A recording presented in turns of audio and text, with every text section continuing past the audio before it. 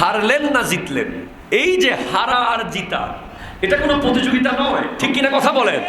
This is not any kind of competition. What is this? একজন 3 লাখ টাকার গরু কিনলো, আপনি বলতেছেন আরে বেটা এটা তো 1.5 লাখ টাকার গরু, আপনি সাথে সাথে তার মনটা ভেঙে দিয়েছেন। আবার আরেকজন 1.5 লাখ টাকার গরু কিনলো, আই রে বেটা রে 4 লাখ টাকার গরু 1.5 লাখ দিয়ে পাই গেছস। এই যে কোরবানির সময় এই বিষয়টা, আল্লাহর ওয়াস্তে আমরা চেষ্টা করব, আমরা totally we have to abandon such kind of things, we have to desert such kind of opinion culture. এটা মুসলমানদের কোরবানিতে এই জিনিসটা কে ঢুকাই দিল? প্রতিযোগিতা।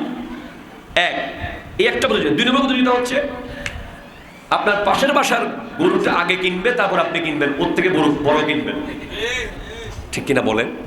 আপনি কোনো মতে পশু কিনতেছেন না, আগে অমুক কিনুক, দেখি কত বড় নেই, তার থেকে বড় নিতে হবে না।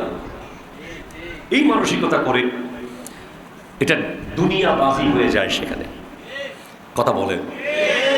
যেটা আপনার নসিবে আছে, যেটা আপনার রিজিকে আছে, সেটা আপনি কিনবেন। এখানে অমুকের চেয়ে বড় কিনতেই হবে, এই জিনিসটা মাথায় যেন না আসে। 3, ইস আমার পশুটা বোধহয় ছোট হয়ে গেল, সমাজে মুখ দেখাবো কি করে, এত ছোট পশু দিয়ে কোরবানি করি, আমি বাড়িওয়ালা মানুষ, কথা ঠিক কিনা বলেন? এই টেনশনে আপনার আর কোরবানির মানসিকতাই নষ্ট হয়ে গেছে। কি করলাম, কি নিলাম, এটা কি হয়ে গেল, আরে বেটা একটু বড় নিলেই তো পারতাম।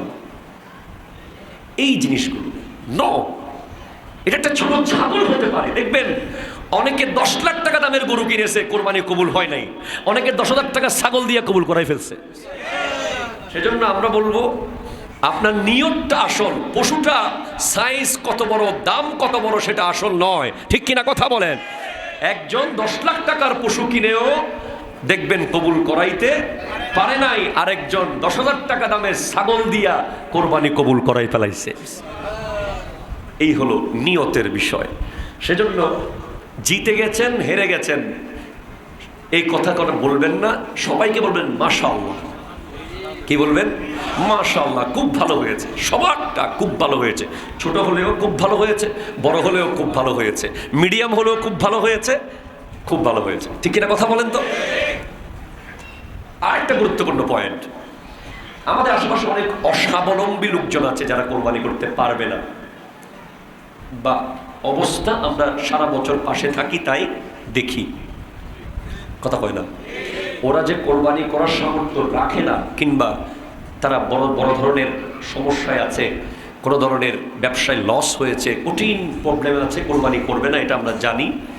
এই টাইপের প্রবলেম আছে এমন প্রতিবেশী, এমন আশেপাশে পরিচিত লোকজন যারা আছে, যাদের ব্যাপারে আমরা অবগত, তারা কোরবানি করছে কি না এই প্রশ্ন তাদেরকে না করা উচিত। কথাটা কি বুঝতে পারছেন? এবার কোরবানি করতেছেন, গরু কত দিয়ে কিনবেন খেয়াল করছেন, অথচ আপনি জানেন যে সে কোরবানি করতে পারবে না, তার অবস্থাটা নাই। হ্যাঁ, আপনার যদি খুব বেশি কিউরিসিটি থাকে, আপনি অন্য কোনোভাবে যে জানতে পারেন, ডিরেক্টলি প্রশ্ন করলে, বিশেষ করে স্বাবলম্বী ব্যক্তিরা অস্বাবলম্বী ব্যক্তিকে যখন এই প্রশ্ন করে যে এবার কোরবানি করছেন কিনা, কত দিয়ে পশু কিনতেছেন, কোন হাট থেকে কিনবেন, তখন বেচারা বিব্রত বোধ করে, কারণ তার তো অবস্থা নাই। সেজন্য এই টাইপের প্রশ্ন করার আগে সামনের ব্যক্তিটার আদ্যপান্ত জানার দরকার, ঠিক কিনা কথা বলেন? এটা মাথায় রাখবেন। এরপরে অস্বাবলম্বী ব্যক্তি যিনি, যদি আপনার পক্ষে সম্ভব হয়, আপনার প্রতিবেশী হোক, আপনার আত্মীয় স্বজন, ধরেন আপনার ফুফু একজন কোরবানি করতে পারছে না, আপনার খালা একজন কোরবানি করতে পারছে না, বা আপনার চাচা একজন কোরবানি করতে পারছে না, আপনি পশুর হাটে যাওয়ার সময় তাকে সাথে নেন, জোর করে নিয়ে যান, তাকে সাথে নিয়ে কোরবানির পশু তাকে সহ নিয়ে কিনেন, এমনভাবে কিনবেন যেন মনে হয় যে এটা সে কিনতেছে। কথাটা কি বুঝতে পেরেছেন? এগুলো হচ্ছে আল্লাহকে রাজি করার কিছু উপায়। জোরে বলেন সুবহানাল্লাহ। আল্লাহকে রাজি করার কিছু উপায় হচ্ছে এগুলো। এবং কোরবানির দিন এমন একটা অবস্থা সৃষ্টি করেন, পরিবেশ, যেন পশুটা তার, আপনার কিছুই নাই এখানে। আরে আসেন, পশু জবে করতে হবে না, সবাই মিলে আরে ধরেন, আরে আপনি পশুটা জবে করেন, ধরেন ছুরিটা নিয়ে আসেন, কাটতে হবে তো। এইভাবে করে পরিবেশ তৈরি করবেন যেন গরিব মানুষটা বুঝতেই না পারে সে কোরবানি করে নাই। ঠিক কিনা কথা জোরে বলেন? যেন সে বুঝতেই না পারে সে কি করে নাই, কোরবানি করে নাই। আল্লাহ আমাদেরকে বোঝার তৌফিক দান করুক, আমিন জোরে বলেন। হাওলাত করে কোরবানি দেওয়া যাবে কিনা, টাকা ধার করে কোরবানি দেওয়া যাবে কি না? হ্যাঁ, যদি কোনো মানুষ নেশাব পরিমাণ সম্পদের মালিক হয়, অর্থাৎ 7.5 তোলা স্বর্ণ বা 52.5 তোলা রৌপ্য, অথবা দুইটা মিলিয়ে যে কোনো একটা হইলে, ধরেন অন্ন বস্ত্র বাসস্থান ঋণ, বলেন অন্ন বস্ত্র বাসস্থান ঋণ আদায় করার পরে যদি ওনার কাছে ওই 3 দিন 10, 11, 12 10, 11, 12 ইয়ামুল উদহিয়া কোরবানির 3 দিনের মধ্যে যদি উনি কোনো একটা সময়ে মিনিমাম 80,000 টাকা ধরেন রূপার হিসেবে যদি উনি মালিক হয়ে যায়, ওনার উপর কোরবানি ওয়াজিব। এখন উনি মালিক হয়েছেন ঠিক, কিন্তু ওনার পক্ষে এই মুহূর্তে স্বর্ণের দোকানে স্বর্ণ বিক্রি করা কিংবা রূপার দোকানে গিয়ে রূপা বিক্রি করার মতো সেই পরিস্থিতি নাই, কিংবা দোকান খোলা নাই বা কোনো সিচুয়েশন নাই। তখন উনি ওনার কোনো আপনজনের কাছ থেকে কারজে হাসানা, যেটা হচ্ছে কোনো সুদ মুক্ত ঋণ, কি মুক্ত ঋণ? সুদ মুক্ত কারজে হাসানা নেবেন, যেটা উনি একটা নির্দিষ্ট টাইমে ওনাকে ফেরত দেওয়ার অঙ্গীকার করে উনি তার থেকে টাকা হাওলাত নিয়ে কোরবানি করতে পারবেন এবং করবেন। যারা বলেন সুবহানাল্লাহ।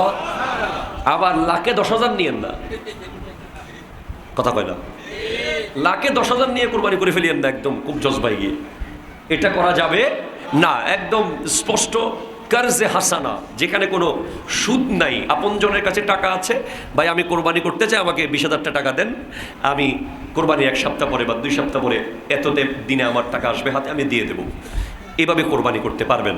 ফুল ফোকাস থাকবে ওই পশুটার উপরে, ঠিক কিনা জোরে বলেন না ভাই?